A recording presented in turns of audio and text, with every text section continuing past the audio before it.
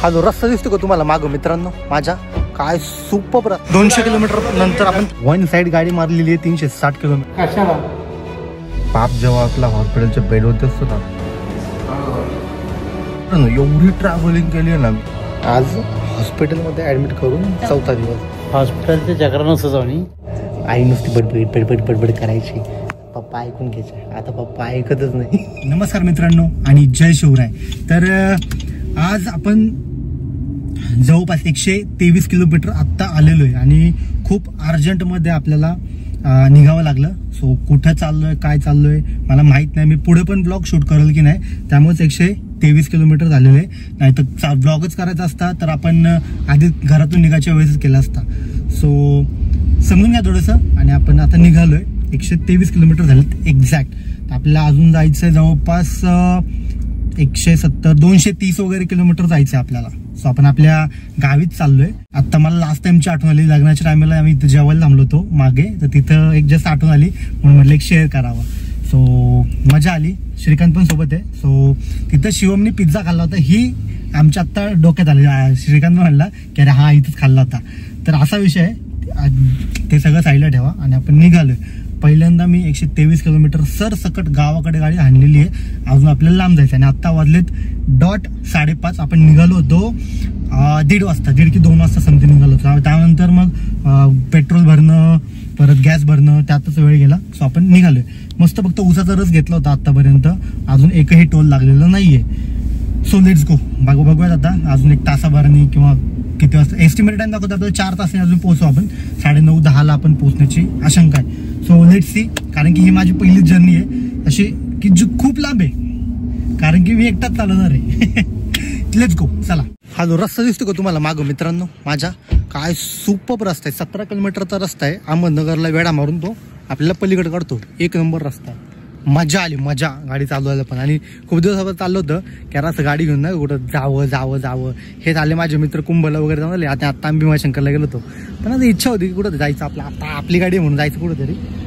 पण मजा, तुफान रस्ते बघा ना काय जबरदस्त कडक. आणि ही आपली गाडी 1 नंबर. बापरे, तब्बल आता 7 वाजलेत आणि आपण 200 किलोमीटर नंतर आपण थांबलेलो. अजून राहिले आपल्याला 130 किलोमीटर करायचं आहे. मस्त चहा वगैरे घ्यावं म्हणलं. चहा आणि बॉर्बॉन घेऊ आणि म्हणलं पाय पण आखडले होते, जरा बसू आणि मग पुढे निघू. ठीक आहे ना. मांजर सुंबा म्हणून आहे तिथं. डायरेक्ट आपण जेवायला थांबलेलो, भूक लागलेली आणि अजून 1 तासभर राहिलेलं आपलं गाव यायला. जाऊ आता. म्हणजे कंटाळा आलेला आहे. मॅच पण चालू आहे मस्त. राजस्थान रॉयल्स आणि KKR जिंकल कदाचित. पण मजा आली. जेवण पण झालं जास्त नाही, कारण मैदा आपण कट केलेला आहे. फक्त राईस थोडा आणि 1 रोटी झाली. मजा आली. आपण निघूया. तब्बल 350 म्हणजे 360 किलोमीटरचा प्रवास करून आत्ता पोचलो मी 12:30 वाजता. जेवण वगैरे सगळं करून आहे ना मजेत पोचलो. मजा आली. मस्त. थोडंसं थकल्यासारखं दिसतंय आता. आता परत सकाळी उठून खूप काम आहेत आपल्याला. थकायचं उद्या सकाळी परत. हा नाही, खूप काम आहेत आपल्याला. पण आता मस्त थोडंसं पाणी पिऊ आणि झोपूयात. वन साइड गाडी मारलेली आहे 360 किलोमीटर. म्हणजे गाडी शिकल्यानंतर 1 वर्षभराच्या आतमध्ये आपण 360 किलोमीटर मारली आहे वन साइड पहिल्यांदा. एक फिलिंगच वेगळी आहे. आणि तो वेगळा एक 360 किलोमीटर गाडी मारणं म्हणजे भाई एक अचिव्हमेंट आहे माझ्यासाठी तरी. नवीन शिकलेलं माहित नाही, पण याच्यासाठी आहे. हा नाही लगेच तुम्ही कमेंट मध्ये म्हणसान 300 मारतोय, तुला काय वाटतंय? काय नाही चला. त्याच्यासाठी खूप मोठं आहे ते. हा मित्रांनो, आज आहे ना कालचा दिवस गेला आणि परवा आपण म्हणजे काल रात्री पोहोचलेलो 12:30-1ला रात्री. आणि त्यानंतर कालचा पूर्ण दिवस आपल्या थोडासा याच्यामध्ये गेला, घाई गडबड कामामध्ये. कुठलं काम आहे काय काम आहे ते मी तुम्हाला सांगू शकत नाही, पण फॅमिलीचं काम होतं त्यामुळे मला गावाकडे यावं लागलं होतं. तर आता परत निघालोय. आई पप्पा इकडेच होते तर त्यांना घेऊन आपण निघालोय पुण्याला. खूप इमर्जन्सी कामं असतात, चालू असतात सगळे. काय सांगणार आहे समजून घ्या. फक्त मी काहीच सांगू शकत नाही त्याबद्दल. पण जो ड्रायव्हिंग एक्सपिरियन्स आहे तो मी सांगू शकतो. तो जबरदस्त आलेला आहे. रोडच भारी, बाकी काय नाही. हा रोड मस्त आहे. तेवढंच आता थोडं हे करायचं आहे. आणि आता आपण परत गावातून निघालोय पुण्याला. आपल्या आंबेजोगाईच्या पुढे आल्यानंतर आहे ना एक मुक्ताई मिसळ हाऊस आहे, जस्ट माग बघू शकता. तिथं थांबलोय. पण आमच्या गावाकडं चहा भाई तुम्ही जवळपास कुठेही प्या, एक नंबर चहा भेटणार तुम्हाला. आणि इथला पण चहा चांगला आहे, गुळाचा चहा आहे. म्हणजे पहिला चहा भेटला पण गुळाचा चहा मस्त आहे. जो की आमच्या जवळच्या कम्पॅरेटिव्हली छान आहे. आणि जवळच आपला साखरेचा असतो पण हा गुळाचा आहे, एक नंबर आहे, मस्त चहा वाटला. मित्रांनो एवढी ट्रॅव्हलिंग केली आहे ना मी, म्हणजे स्वतः गाडी चालवलेली आहे. पुण्यावरून नांदेड अंबाजोगाई म्हणजे माझं गाव अंबाजोगाई नांदेडवरनं परत तिथं अंबाजोगाईवरनं परत पुण्याला. आणि पुण्याला आल्यावर सुद्धा कंटिन्यू ट्रॅव्हलिंग म्हणजे चालूच आहे. म्हणजे पुण्यातल्या पुण्यातच आहे पण कंटिन्यू चालू आहे. तर विषय काय सगळं आहे ना मी तुम्हाला सांगतो, जरा थोडासा वेळ द्या. मी आता जस्ट उठलोय, तुम्हाला सांगतो मी थोड्या वेळाने. तर विषय असा आहे ना मित्रांनो, माझ्या पप्पांना आहे ना थोडासा इम्बॅलन्सचा त्रास होतोय. म्हणजे त्यांना चालता व्यवस्थित येत नाहीये आणि जर वळायचं असेल ना तर डायरेक्टली म्हणजे लवकर ब्रेन काम करत नाहीये आणि डायरेक्ट ते मग ते पडतात. इम्बॅलन्स म्हणजे प्रॉपर इम्बॅलन्स, म्हणजे चालताच येत नाही, हे नाही होत. कसं सांगू तुम्हाला, तो उठता पण येत नाही त्यांना, नीट चालता येत नाही, उठता येत नाही, बसता येत नाही, वॉशरूमला त्यांना धरून न्यावं लागतं. तर हे असं सगळं एकंदरीत झालं होतं. तर त्यामुळे आपण पप्पांना ऍडमिट केलेले आहे. आणि त्याच्यामध्ये हे पूर्णपणे आमचे 7 दिवस पूर्ण त्याच्यामध्ये गेलेले आहे. आणि त्यामध्येच भरपूर काय म्हणतात त्याला चालू आहे, अजून पण चालू आहे प्रोसेस. आता सध्या ऍडमिट आहेत पप्पा आणि होप सो लवकर त्यांचं जे पाठीतून पाणी काढायचंय ते इथं बघू शकता तुम्ही, ते इथं टाकेल. कारण की आम्ही पप्पांना सांगितलं नाही की त्यांना एक्झॅक्ट नक्की काय होतंय, ते इथं टाकलेलं तुम्ही सर्च करून बघू शकता. तर असा विषय आहे. तर याच्यामध्येच इथून गावाला जाणं, कारण गावाकडेच आहे पप्पा आणि त्यांना खूप वर्षापासून ऍक्च्युली तो त्रास आहे. तर आम्हाला नंतर रिअलाइज झाला ऍक्च्युली. ते आम्हाला वाटलं की त्यांना गुडघ्यामुळे चालता येत नाहीये किंवा वयोमानानुसार, पण नाही, त्यांना हाच प्रॉब्लेम झालेला आहे. सो लवकरच ते बरे होतील, होप सो. अजून ऍडमिट आहेत, 3 ते 4 दिवस त्यांना ऍडमिट करायला लावलेलं आहे. आणि भरपूर व्लॉग पण येत नाही, त्यामुळे आपले रील पण येत नाहीये. असो, होईल सगळं सुरळीत, होप्स करतो, बाकी काही नाही.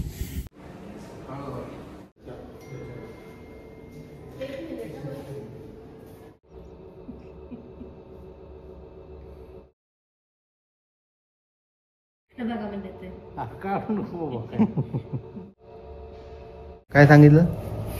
पेन पेन्सिल नाही, पेन्सिल नाही, पेन्सिल, छत्री आणि बेडशीट. सांगा. पेन्सिल, छत्री, बेडशीट. हा, त्याच्या आधी काल काय सांगितलेलं? काल काय सांगितलं होतं? काल पेन, पेन्सिल आणि चष्मा. दवाखान्याचं नाव परफेक्ट ध्यानात ठेवले. आणि दवाखाना कुठे माहिती का? बाणेर.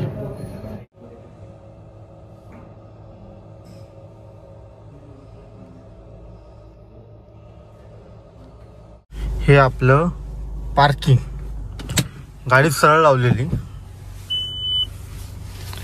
आणि ही माग गाडी लावली. ते ही गाडी बघा फक्त. आता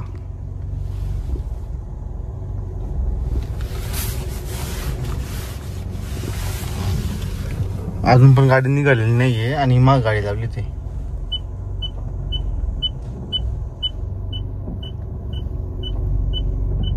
बाकी मला एक मला फक्त म्हणजे बोलायचंय की सरकारी हॉस्पिटलपेक्षा प्रायव्हेट हॉस्पिटलमध्ये का जातात? प्रायव्हेट हॉस्पिटलमध्ये सुख सुविधा सगळ्या भेटतात, ओके, त्याचे रेट्स वगैरे हाय असतात, पण इन्शुरन्स असला पाहिजे. That is the one thing. आपण सरकारी हॉस्पिटलमध्ये का जात नाही ते सांगतो. कारण की माझ्या पप्पांना कुठलाच काय ते हे नव्हतं, ठीक आहे. तर MRI वगैरे सगळं केलं होतं सरकारी हॉस्पिटलमध्ये 5 वर्षांपूर्वी. आणि तेव्हा त्यांनी नी रिप्लेसमेंट केला होता. पण का? म्हणजे आम्हाला प्रायव्हेटवाले हॉस्पिटलमधले डॉक्टर लोक बोलले की त्यांना काहीच आजार नाही, दुसरा काहीच, हाडं सुद्धा अजून ठणठणीत सगळे. तर तुम्ही का केला सरकारी? मला तेवढंच फक्त म्हणायचंय की बाबा प्रॉब्लेम नसताना उगाच तो क्रिएट करून मग त्याच्यावरती हे करण्यात काय अर्थ नाहीये ना. तुम्ही म्हणून असं करू नका, मला असं वाटतंय. त्यामुळे सरकारी हॉस्पिटलपेक्षा लोक जास्त प्रायव्हेट हॉस्पिटल प्रेफर करतात. भले तिकडे बिले जास्त होतात पण ते चांगलं मार्गदर्शन करतात असं मला पण वाटतं आणि मला पण अनुभव आला म्हणून तो शेअर करतोय. मला बाकीचं तुमचं माहीत नाही, पण छोट्या मोठ्या हाडं बिडं मोडले त्यासाठी सरकारी हॉस्पिटलमध्ये बेस्ट उपाय होतो. I don't know. आता म्हणजे मी याच्यावरती ना बोलायला ना भरपूर काही गोष्टी आहेत, मला त्याबद्दल अजिबात काय बोलायचं नाहीये. फक्त एवढाच प्रश्न आहे की काही नसताना तुम्ही कशाला उगाच काय केलं.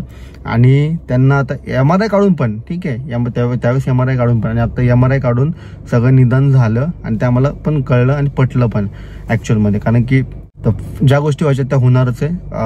होऊ द्या, असं काय बोलू शकत नाही आपण त्याला. पप्पा बरे झालेत आता, सो छान वाटतंय. आता ती मोठी प्रोसेस जी आहे ती बघूयात आपण कधी कसं काय करायचं ते डिसिजन घेऊन आपण करणारच आहोत. पप्पा कसं वाटतंय आता? बरं वाटतं, मस्त वाटतंय. मग आज चिकन खायचं का? नाही चिकन नाही. का नो? का मग काय खायचं आज? चांगलं स्वादिष्ट रस्सा खायचा. स्वादिष्ट रस्सा खायचा. तुमचा रुमाल कुठे आहे? असं ना ते पेंटीत. हां असं कपडेच नाही आणले. Turning point in my life. पोरगी काय म्हणते वाचा, न्यूजपेपरमध्ये वाचायला दिले. माय आयडिया हां सक्सेस was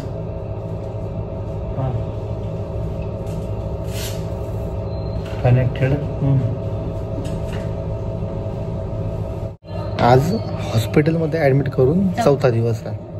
तर ती सगळी प्रोसिजर त्यांची झालेली आहे आणि आता थोडीफार नाही म्हणलं पण बऱ्यापैकी इम्प्रूव्हमेंट आहे. म्हणजे हे बोलणं खूप कमी होतं, त्यांची स्मरणशक्ती होती ती जरा जास्त वाढली आहे, बोलायला लागले आता जरा खोलून पहिल्यापेक्षा मच बेटर फिलिंग हॅपी. अजून प्लस त्यांना जे चालायचं होतं आणि जे काय म्हणतात असं चक्कर वगैरे आहे ना ते पण आता कमी झालेलं आहे. म्हणजे कमी म्हणजे निघूनच गेले जवळपास. चालतात वगैरे, प्रॉपर वॉक करतात आणि टर्न वगैरे घेतात, जे की टर्न घेता येत नव्हतं त्यांना आधी. सो आता सगळं होतं आहे प्रॉपर. पण सगळं काय असावं पण हॉस्पिटलचे चक्कर नसावे. हॉस्पिटलचे चक्र नसावं आणि काय म्हणते पोलीस कोर्टाचे चक्र नसावं आणि पोलीस स्टेशन तेच पोलीस स्टेशनचे चक्र नसावं. गेल्या 5 ते 6 नाही जवळपास नाही का 15-20 वर्षापासून आज जरा ज्ञानाचं काहीतरी मी ऐकलं असं. खरी गोष्ट आहे. आधी कसा विषय होता, आई नुसती बडबड करायची, पप्पा ऐकून घ्यायचे. आता पप्पा ऐकतच नाही. पप्पा आता ऐकत नाही तुम्ही ना. हां हे टाकला कधी निघायचं. आधी बोलत नव्हते म्हणून प्रॉब्लेम, आता लय बोलायला लागले म्हणून प्रॉब्लेम चालतो. मित्रांनो हे दिसतंय का तुम्हाला? हे बघा, हे आपलं इथलं पार्किंग आहे, ही आपली गाडी आहे आणि मागे दिसते गाडी तुम्हाला. असं काय लावू शकतो तर देऊ जाऊ बाबा. खरं सांगतो माणसाने गाडी काढायची कशी, त्याला 4 वेळा सांगितले मी तेव्हा अशी नको लावतो गाडी काढायला त्रास होतो सकाळ सकाळ. ती गाडी गेस करा कुठली असणार आहे? मुंबई.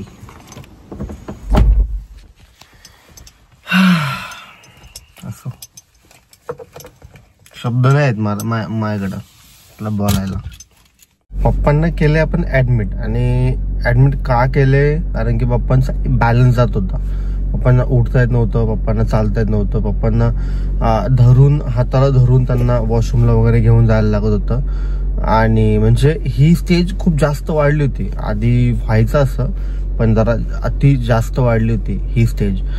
आणि पप्पा तर गावाला, तर आपलं ट्रॅव्हलिंग येणं जाणं म्हणजे इथून मी गेलो, मी आणि श्रीकांत गेलो जवळगाव म्हणजे आमच्या गावाला. तिथून पुढं मग नांदेडला आमच्या घरच्यांच्या म्हणजे पाहुणे रावळ्यांनी आम्हाला सजेस्ट केलं होतं ते हॉस्पिटल तिकडे गेलो, पण तिकडे आमची खूप गैरसोय होईल त्या उद्दिष्टाने मग नको म्हणलं तिकडं की आपण पुण्यालाच घेऊन येऊयात. मग पुण्याला घेऊन आलो आपण. पुण्यामध्ये घराच्या जवळच आपण ॲडमिट केलं आई पप्पांना. सो त्यांना फ्लड ॲक्युम्युलेशन झालं होतं. पप्पांना पण सांगितलेलं नाहीये, त्यामुळे मी इथे डायरेक्टली बोलणार नाहीये काय झालं होतं. तुम्ही सर्च करा हवं तर, इथे मी देईल तुम्हाला. ओके, त्यामुळं बघा तुम्ही.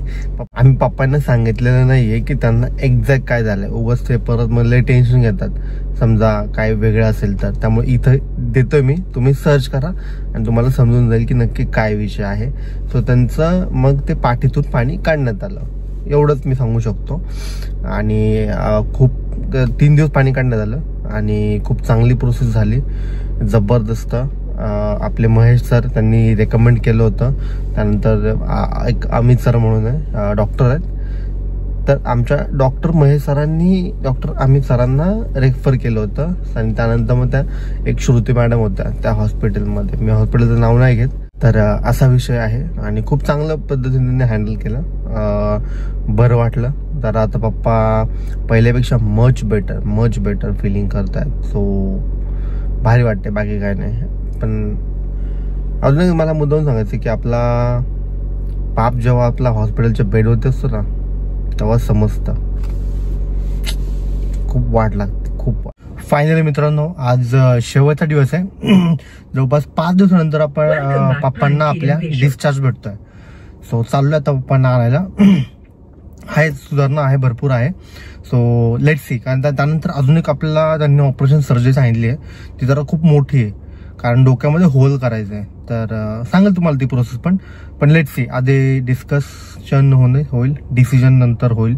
सगळं ते पूर्ण डिस्कस करून आपण फायनल डिसिजन घेणार आहे. But let's see. आता जाऊया डायरेक्टली दवाखान्यात. बर असंच विचारलं नाही. फीड कर मला तुला नंबर. आधी बॉल बॉल. हां, काय करली? हां ऑफिसचं काम करते.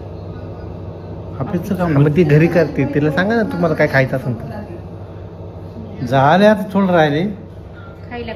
खायला काय करणार आहे म्हणा. आता तू खायला काय बनवणार? हा, नको भाजी जेमटी. दुसरं काय बनवायचं सांगा. नुसती भजी खातात. साहेब आम्ही फार हडपसर घेऊ रोड सायकलीवर जायचं. बापरे. फिरायचं. काम नव्हतं तेवढंच आपल्याला. तुम्हाला एकदा सायकलला धडक दिली ते ना. हा, गेलती ना. काय झालं? हा, चिखलीला. काय झालं? चाललो होता आपला असंच हळूहळू. हा, वाटते पण ते धडक दिली मला. कोण दिली ती? पण तुम्हाला माहित नाही. काय झालं तुम्हाला? काय नाही, मार नाही लागला, पण पडलो मी बाजूला. बरं. सायकल तुटलेली? सायकल तुटली होती की सायकल? तुटली का सायकल? सायकल कोणाच्या दादानं कुठं काय केलं? नंतर मग गाडी कधी घेतली? मग तुम्ही गाडी अशी कुठली गाडी घेतली पहिली? हां, कुठली गाडी घेतली? एमएटी. आपलं एमएटीच्या आधी कुठली होती गाडी? हे आपलं लुना. लुना. कितीला घेतलेली?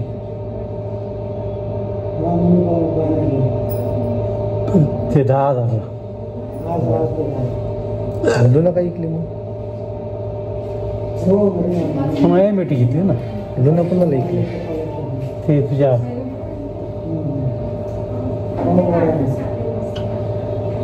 मावशीच्या नावानं काका. हा, हे पुण्याला आलते ना. हा, होती की इथं पुणे. काय करायचे ते? माझ्यासारखंच करायची. हां. राहिले केलं तर केलं. गेले.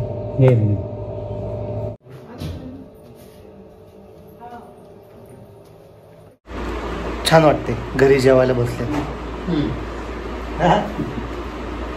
मित्रांनो, तुम्हाला तो कांड म्हणजे तुम्हाला ते एक सांगतो मी, ठीक आहे. आपण जे इन्शुरन्स करतो ना, कॅशलेस आपण सांभाळून, म्हणजे आपण म्हणतो की यार कॅशलेस म्हणजे आपण गेलं की भाई आपल्याला एकही रुपये भरायला नाही लागत, ही आपली धारणा.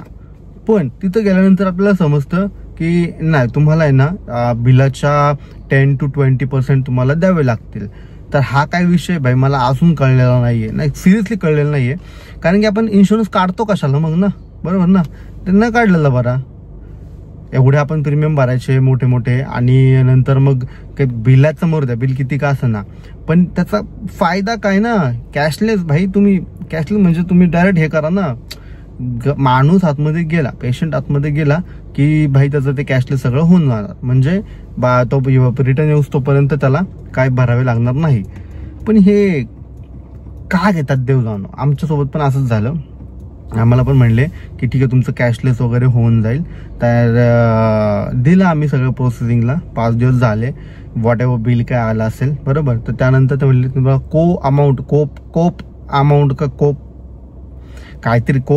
को पेमेंट असं काहीतरी म्हणतात, तर ते तुम्हाला द्यावं लागतं.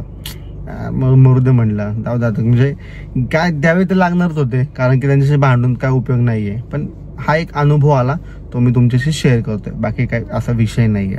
आणि भरपूर सारं ट्रॅव्हलिंग झालेलं, व्लॉग नव्हते त्यातले, रील येत नव्हते, शॉर्ट्स येत नव्हते. So again back on track आपण परत करणार आहोत. आणि आज शनिवार आहे, तर बघूयात. आपण आज जाणार आहे एका ठिकाणी, आणि हा व्लॉग पण मी अपलोड करून जाणार आहे.